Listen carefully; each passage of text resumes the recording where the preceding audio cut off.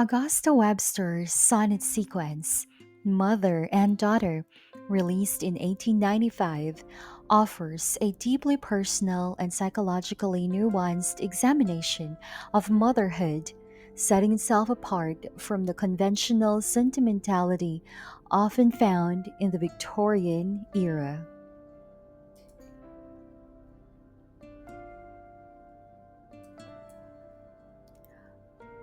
My name is Rose Alexander. Today, I will be sharing my presentation on the life of Augusta Webster.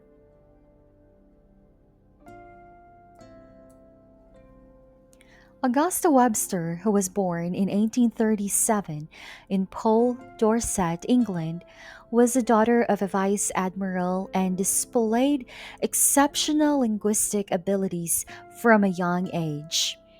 She obtained her artistic education at the Cambridge School of Art, which provided a solid foundation for her creative endeavors. She is a self taught scholar, proficient in Greek, Italian, and Spanish. In 1867, she married Thomas Webster, who is a lawyer. Augusta Webster stood out as a trailblazing supporter of women's suffrage and made a notable impact as one of the first women elected to the London School Board. Her literary journey commenced with dramatic monologues, drawing inspiration from the works of Robert Browning. Her final collection, an unfinished sonnet sequence titled Mother and Daughter, was released in 1895 and firmly established her as a daring innovator in the literary world. Edited by William Michael Rossetti and published after her death, Mother and Daughter features 27 sonnets that dives into themes of maternal love, anxiety, and the bittersweet journey of observing a child become independent. Webster deviated from the sentimental conventions of the Victorian era, creating a sequence distinguished by emotional restraint and psychological complexity. Mother and Daughter, an uncompleted sonnet sequence. Let us dive into Augusta Webster's unfinished sonnet, which poignantly captures the emotional anticipation and profound affection she holds for her daughter. Section 1. Young Laughters and My Music, I, till now. The voice can reach no blending minors near. 'Tis the bird's thrill because the spring is here. And spring means thrilling on a blossomy bough. 'Tis the spring joy that has no why or how, but sees the sun and hopes not nor can fear. Spring is so sweet, and spring seems all the year. Dear voice, the first come birds, but thrill as thou. The speaker associates their music with youthful laughter, suggesting freshness, vitality, and happiness in the opening line, Young Laughters and My Music. The bird song and the spring imagery on the lines, 'Tis the bird's thrill because the spring is here, and spring means thrilling on a blossomy bough. The speaker compares their joyful music to birds singing in springtime. Spring symbolizes renewal, beauty, and carefree happiness. The joy is instinctive and pure, not based on logic or expectation. It simply exists like nature's response to sunlight. The speaker also addresses their own voice, saying, "It sings as naturally and beautifully as the first birds of spring." So, spring as a metaphor for new beginnings and unreasoned happiness is present in section 1. Music is likened to bird song, suggesting harmony between human creativity and nature. The absence of fear or hope implies living fully in the present moment. Section 2. O goddess head, O innocent, brave eyes, O curved and parted lips, where smiles are rare and sweetness ever, O smooth, shadowy hair, gathered around the silence of her brow. Child, I needs love thy beauty stranger wise, and oh, of the beauty of it being thou. The speaker compares the person's head to that of a goddess, suggesting divinity and grace. It also talks about the hair, which is soft and dark, framing a calm, serene picture. The speaker says they must love this beauty as if from a distance, like a stranger, perhaps implying respect or restraint. The beauty is not just physical, it is inseparable from the person's identity. The speaker marvels that this beauty belongs to her.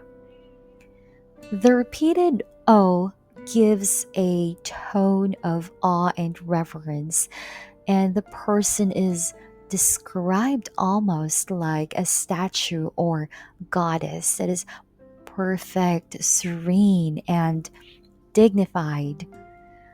The word stranger wise suggests that the speaker feels what cannot fully be claimed or approached in this kind of beauty. Section 3.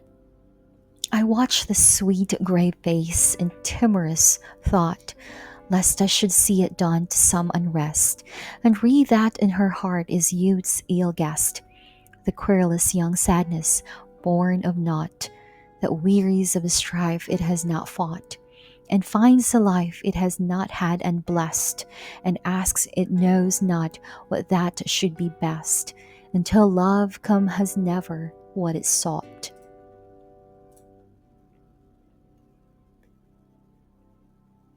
The speaker looks at her serious, calm face with a kind of anxious hope, fearing he might see signs of trouble or sadness. He worries that she might harbor the typical melancholy of youth or a restless sadness that arises for no real reason. And then the youth's sadness is vague and yearning. It doesn't know what it wants, and until love arrives, it remains unsatisfied.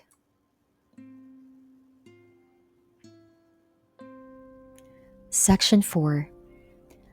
Just now she and her kitten raised and sprang to catch the daisy ball she tossed about. Then they grew grave and found a shady tree, and Kitty tried to see the notes she sang. Now she flies heatherward. Mother, quick, come see, 2 hyacinths in my garden almost out. The girl plays with her kitten, tossing a ball made of daisies. The scene emphasizes her childlike energy and connection to nature.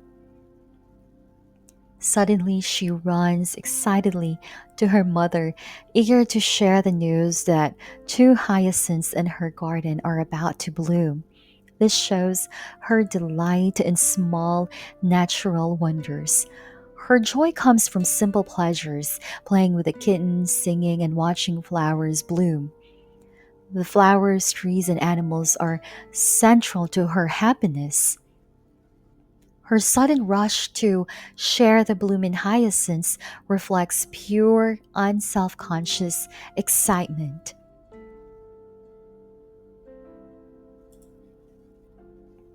Section 5. Oh, lily face upon the whiteness blent, how calm she lay in her unconscious grace. A peal crashed on the silence ere we went. She stirred in sleep, a little changed her place. Mother, she breathed, a smile grew on her face. Mother, my darling breath, and slept content. Her face is compared to a lily, pure, delicate, and serene, blending with the whiteness of perhaps a pillow or sheet, emphasizing purity and calm. She's sleeping peacefully, unaware of her own beauty and grace. In her sleep, she softly calls for her mother and smiles, then settles back into peaceful rest. This shows her deep sense of security and love. The lily as a metaphor and calm sleep evokes childlike purity. Her instinctive call for mother reflects trust and comfort.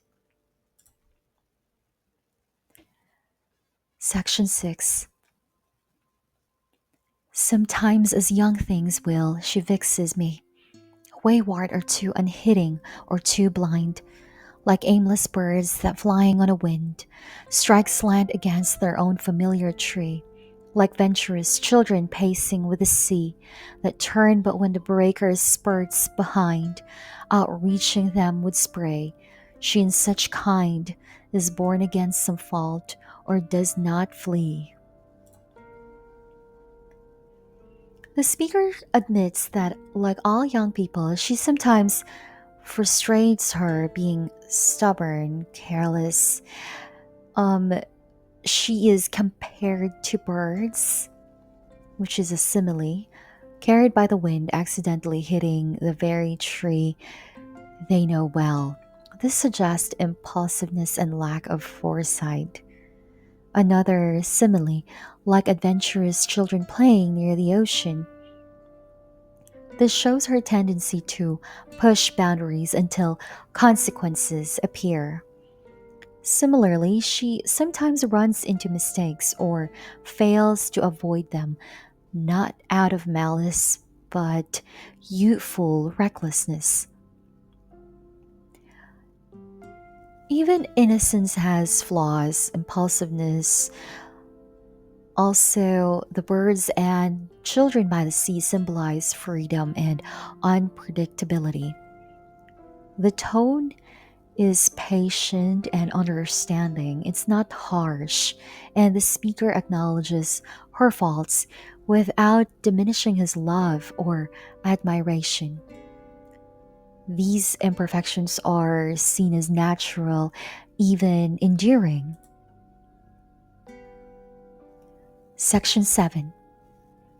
Alas, who rears and loves a dawning rose, starts at a speck upon one petal's rim, who sees a dusk creep in the shrine pearl's glows, is ruined at once, my jewel growing dim. I watch one bud that on my bosom blows. I watch one treasured pearl for me and him.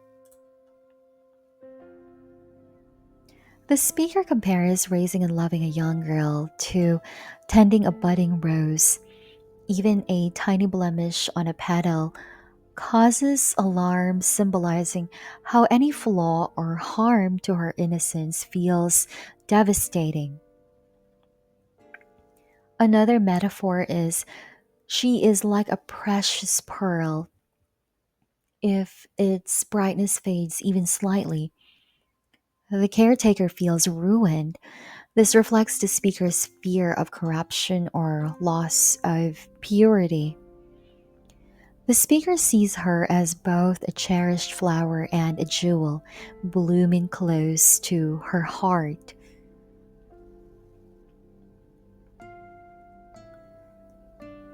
Youth and beauty are portrayed as delicate, easily marred. The speaker feels responsible for guarding her purity. His or her admiration now carries fear of imperfection or moral harm. Yet, the metaphors of rose and pearl elevate her to something precious but vulnerable.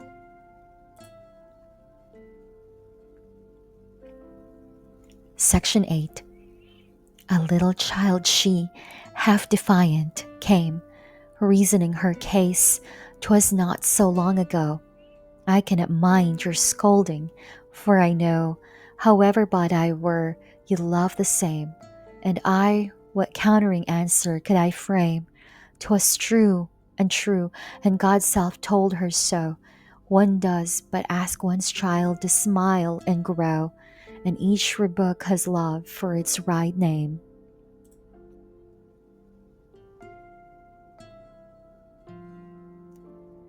The child approaches with a mix of defiance and innocence, trying to justify herself after being scolded. This shows her growing independence and reasoning ability. Her argument is simple yet profound. No matter what she does, the speaker's love will remain. This reflects a child's deep trust and unconditional love. The speaker also admits that she cannot refute her logic because it is absolutely true. Unconditional love is a divine principle, as if God Himself affirmed it. The speaker concludes that the purpose of correction is not punishment, but love, guiding the child toward growth and happiness. It is a mix of gentle humor because of her defiance and reverence for the truth that she speaks. Section 9. Oh, sadder than pale sufferers by a tomb that say my dead is happier and is more, are they who dare know is but tells what's o'er. Thus the frank childhood, those the lovable ways, stirring the ashes of remembered days, for yet some sparks to warm the livelong gloom. The speaker claims that those who mourn at a grave but console themselves by believing their loved one is happier in death are less sad than another group he is or she is about to describe. These mourners try to rekindle warmth by recalling the child's innocence and lovable traits, but the fire of life is gone, leaving only faint traces to fight the darkness of grief. So the theme of pain and loss is sharper when there is no hope of reunion or continued existence. The poem moves from vibrant life and innocence to the bleakness of death and remembrance.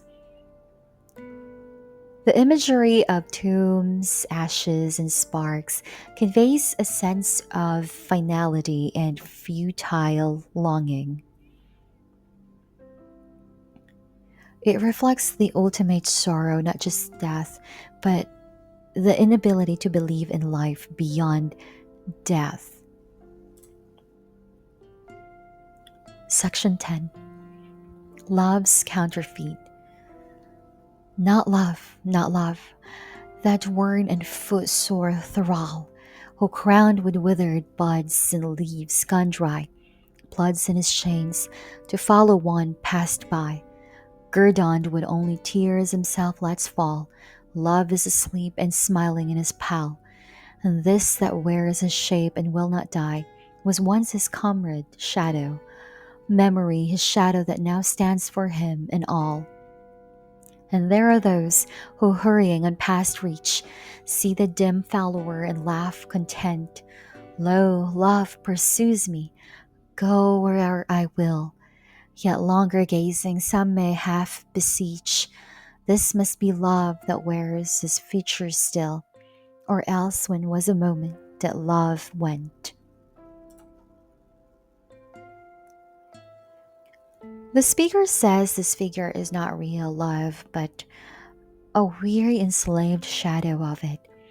The imagery of withered buds and leaves gone dry suggests that the freshness of love has died. This figure trudges after someone who has moved on, rewarded only with her own tears. It represents love degraded into obsession or memory, no longer vibrant. True love is dead, but memory, which once accompanied love, now impersonates her. Memory becomes a counterfeit love, lingering after the real feeling has vanished. Some people mistake the shadow for real love and feel flattered, thinking love still follows them. So there is an illusion here versus reality. What remains after love dies is not love, but memory, masquerading as it. Love's freshness fades into something lifeless yet persistent. People cling to the shadow of love, unwilling to admit its end. The tone on this section is philosophical, somber, and slightly ironic. The title Love's Counterfeit underscores the idea of a false substitute for something once genuine. So, this section explores how, when true love dies, memory takes its place, and that people often mistake the shadow for real love, either out of vanity or longing, and struggle to pinpoint the moment when love truly left.